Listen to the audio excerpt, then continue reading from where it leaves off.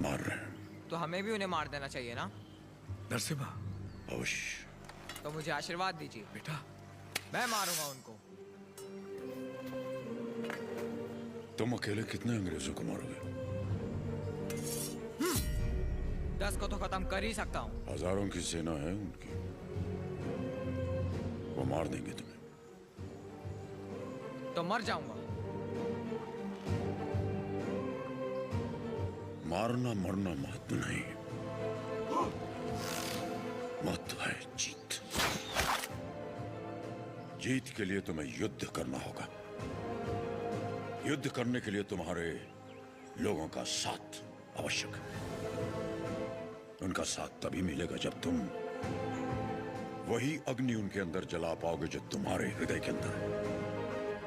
स्वयं युद्ध बनना होगा।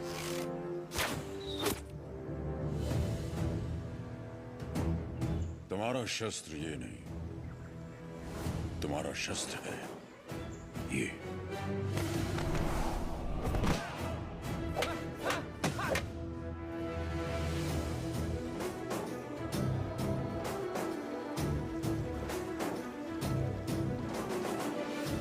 तुम्हें पहले स्वयं पर विजय प्राप्त करनी होगी। सबसे पहले ईस्ट इंडिया में ब्रिटिश कानून लागू किया जाए। छोटे इलाकों से शुरू करके धीरे धीरे समय के साथ पूरे इंडिया में इसे फैला दिया जाए। मौजूदा टैक्स 300% बढ़ा दिया जाए। और इस तरह ब्रिटिश साम्राज्य ने भारत पर कब्जा कर लिया। वो बड़े अफसर जिनका अकेला मकसद भारत को लूटना था, उन्हें ऊंची कुर्सियों पर बिठाकर हमारे देश भेज दिया गया।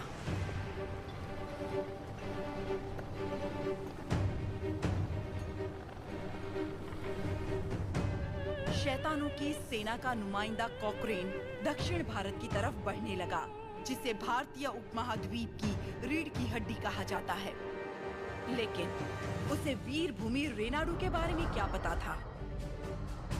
वो कहाँ जानता था कि रेनाडू का सूर्य अंधकार की छाती चीरकर उदय हो चुका है। रेनाडू की धरती 61 छोटे छोटे राज्यों में बटी हुई है। इन राज्यों के सामंत पालेगार कहलाते हैं। ब्रिटिश इन पालेगारों से उनकी सत्ता और एकता दोनों छीन चुके हैं। लेकिन अवुकु राज्य के पालेगार अवुकु राजू, माइदुकुरु के पालेगार वीरा रेड्डी और कर्नूल के पापा खान उन 61 पालेगारों में से हैं जो आज भी स्वतंत्र शासन कर रहे हैं। नरसिम्हा रेड्डी ने इन सबको एक